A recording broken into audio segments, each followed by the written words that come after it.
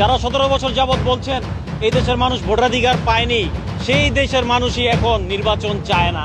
Office থেকে শিক্ষা নেন, আপনারা আমাদেরকে কোনো ভয় দেখাতে পারবেন না। আমরা রক্ত দেওয়া যখন শিখে গেছি ভাই, আমরা আরো রক্ত দিতে পারবো। আশা করি ইনশাআল্লাহ বাকি 63 জেলাও মার্চ পর ইউনূসের ডাক দিবে।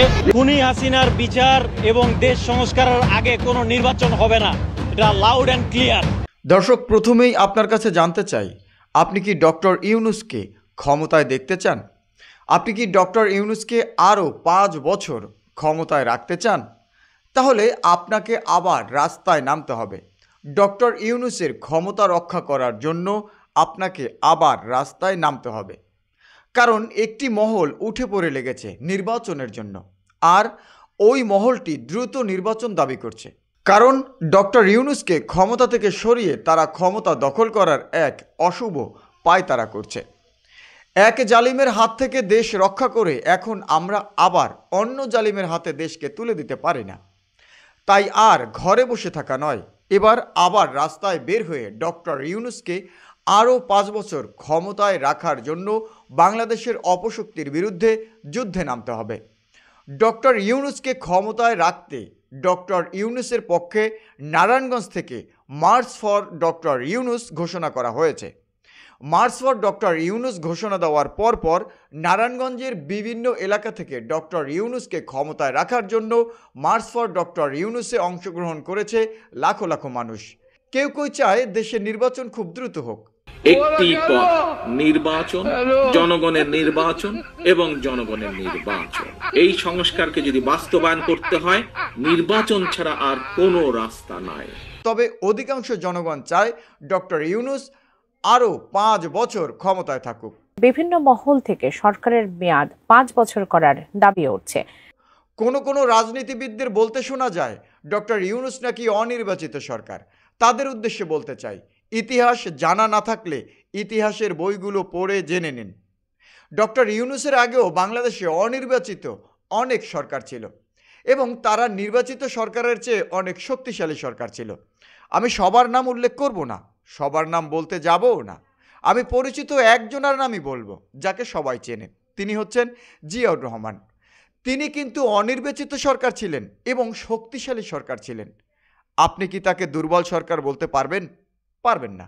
ডক্টর ইউনূস এ যাবৎকালে যত অনির্বাচিত সরকার এবং শক্তিশালী সরকার এসেছেন, তার মধ্যে সবচেয়ে অধিক শক্তিশালী সরকার ডক্টর ইউনূসের এই অন্তর্বর্তীকালীন সরকার। গত 5ই আগস্টের পর জনগণ ডক্টর ইউনূসকে ক্ষমতা ভার গ্রহণ করার জন্য অনুরোধ করেছে। তিনি ক্ষমতা গ্রহণ করেছেন। এটাই জনগণের রায়, এটাই জনগণের নির্বাচন। আপনি কি সেই নির্বাচনকে অস্বীকার করছেন? যারা আজ নির্বাচন করছেন, তারা সহ বাংলাদেশের সকল জনগণ একযোগে ডক্টর মোহাম্মদ ইউনূসকে ক্ষমতাভার গ্রহণ করার জন্য অনুরোধ করেছেন। তাহলে এবার আপনিই বলুন, ডক্টর ইউনূস নির্বাচিত সরকার নাকি অনির্বাচিত সরকার? ক্ষমতার মোহে পড়ে আপনাদের বিবেক বুদ্ধি কি পাবনায় চলে গেছে? জনগণ ডক্টর ইউনূসের পক্ষে রাস্তায় লং মার্চে অংশগ্রহণ করছে, অথচ যারা নির্বাচন করে গলা ফাটাচ্ছেন, তাদের পক্ষে সাধারণ জনগণ রাস্তায় কেন নামছেন না? কারণ জনগণ নির্বাচনের জন্য যুদ্ধ করে নাই। জনগণ শুধুমাত্র ভোট দেওয়ার জন্য স্বৈরাচারী হাসিনাকে দেশ থেকে বিতাড়িত করে নাই। জনগণ তাদের মৌলিক অধিকার ফিরে পেতে চায়। জনগণ দেশটাকে ভালোবাসে বলেই দেশকে যোগ্য কোনো নেতাকে নেতৃত্বের জন্য সর্বোচ্চ স্থানে দেখতে চায়। যদি কেউ মনে করে অনির্বাচিত সরকার দেশের জন্য কোনো মঙ্গল বয়ে আনতে পারবে না, তাহলে তাদের চোখে আঙুল দিয়ে দেখিয়ে দিতে চাই, গত 8 মাসে ডক্টর ইউনূস সরকার যা করেছে তা কি নির্বাচিত কোনো সরকার গত 54 বছরে করতে পেরেছেন? তাহলে কোথা থেকে আসে আপনাদের এত বড় বড় কথা? আপনাদের পুরনো দিনের সেই অপরাজনীতি এখন আর মানুষ পছন্দ করছে না। সত্যি বলছি, এখন আর মানুষ পছন্দ করছে না। অনলাইনে দেখুন, প্রতিদিন কোথাও না কোথাও চাঁদাবাজের সম্মুখীন হচ্ছে সাধারণ মানুষ, দুর্নীতি অনিয়মের সম্মুখীন হচ্ছে সাধারণ মানুষ। তাই সাধারণ জনগণ এমন কোনো দলকে চায় না যে দল ক্ষমতায় যাওয়ার আগেই জনগণের জান মালের ক্ষতি করছে। আজ মানুষ খুব ভালো করেই জানে কেন বারবার নির্বাচনের কথা বলা হচ্ছে। যতবার বাংলাদেশে ডক্টর ইউনূসকে নির্বাচন দিয়ে সরে যাওয়ার কথা বলা হবে, ততবারই বাংলাদেশের জনগণ, সাধারণ জনগণ ঘর ছেড়ে রাস্তায় বেরিয়ে আসবে ডক্টর ইউনূসকে ক্ষমতায় রাখার জন্য। কথাটা মনে রাখবেন, লাউড অ্যান্ড ক্লিয়ার। জনগণ বুঝে গেছে সাপ সাপই হয়, সাপ কামড় দিলে বিষ ছড়াবেই, সব সাপের বিষ একই রকম। গত 17 বছর ধরে যারা স্বৈরাচারী শেখ হাসিনার একটা বালও সোজা করতে পারে নাই, তারা আজ দেশের বিভিন্ন স্থানে চাঁদাবাজি, লুটতরাজ, রাহাজানি, ছিনতাই, ডাকাতির মতো জঘন্য ঘটনা ঘটাচ্ছে, জনমনে ভীতির সৃষ্টি করছে, দেশদ্রোহিতার কাজ করছে। এদেরকে প্রতিহত করা, বয়কট করা, মাইনাস করা এখন সময়ের দাবি। এরা আওয়ামী লীগের চাইতেও আরও বেশি উশৃঙ্খল, এদের জন্য শেখ হাসিনার মতন এইরকম দুর্নীতিবাজ আর স্বৈরাচার শাসকই দরকার। গত 17 বছরে ঘর থেকে বের হতে পারে নাই, কথা বলতে পারে নাই, নিজের বাড়িতে ঘুমাইতে পর্যন্ত পারে নাই। এখন এরা আসছে জনগণের উপরে কর্তৃত্ব দেখাতে। মনে রাখবেন, এরা কিন্তু শেখ হাসিনা পতনের কোনো প্রকার কৃতিত্ব রাখে না। এরা শেখ হাসিনার পতনের জন্য আন্দোলন করে নাই, এরা হচ্ছে সুবিধাবাদী দল। এরা সব সময় ক্ষমতার জন্য আন্দোলন করেছে। এরা এখনও চায় না শেখ হাসিনার দল আওয়ামী লীগ নিষিদ্ধ হোক।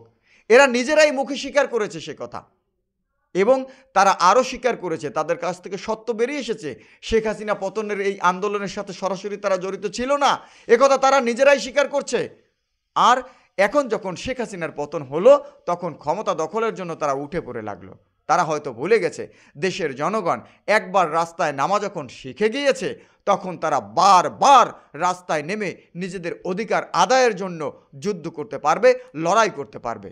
দর্শক, এই দলটা চায় না ডক্টর ইউনূস দীর্ঘদিন ক্ষমতায় থাকুক এবং বাংলাদেশের পূর্ণ সংস্কার করুক, কারণ তাহলে খাওয়ার মতো ভবিষ্যতে তাদের হাতে আর কোনো কিছুই থাকবে না। আমরা এমন একটা রাষ্ট্র চাই যে রাষ্ট্রের নেতা শুধুমাত্র রাষ্ট্রের জন্য, রাষ্ট্রের জনগণের জন্য ভাববে, নিজের জন্য না। আমরা পরিবারতন্ত্র আর আমলাতন্ত্রের রাজনীতি আর দেখতে চাই না। আমরা যার যোগ্যতা আছে তাকেই এদেশের শাসক হিসেবে দেখতে চাই। আর সেক্ষেত্রে বর্তমানে শুধু বাংলাদেশের জন্য নয়, সারা পৃথিবীতে সম্মানিত ব্যক্তি এবং একমাত্র দেশদরদী ব্যক্তি হচ্ছেন ডক্টর মোহাম্মদ ইউনূস। যতদিন তিনি বেঁচে থাকবেন, আমার ইচ্ছা ততদিন আমরা তাকেই ক্ষমতায় দেখতে চাই। দর্শক, আপনিও আপনার মতামত জানিয়ে যেতে পারেন, এবং যখনই আপনার এলাকা থেকে ডক্টর মোহাম্মদ ইউনূসের পক্ষে মার্চ ফর ইউনূসের ডাক দেওয়া হবে, তখনই আপনি ঘর থেকে বের হয়ে ডক্টর ইউনূসের পক্ষে রাস্তায় মিছিলে অংশগ্রহণ করবেন। রাস্তায় যদি কোনো দল বা গোষ্ঠী বাধা দেওয়ার চেষ্টা করে, তাহলে রাস্তায় তাদেরকে প্রতিহত করবেন। অবশ্যই যে কোনো আন্দোলনে হাতে কিছু না কিছু রাখবেন। আরও একটি যুদ্ধের জন্য প্রস্তুত হন। আমরা সাপ মেরেছি, সাপের লেজুর বাঁচিয়ে রাখবো না, ইনশাআল্লাহ। আজ বিদায় নিচ্ছি, ইনশাআল্লাহ দেখা হচ্ছে পরবর্তী কোনো ভিডিওতে। আল্লাহু হাফেজ।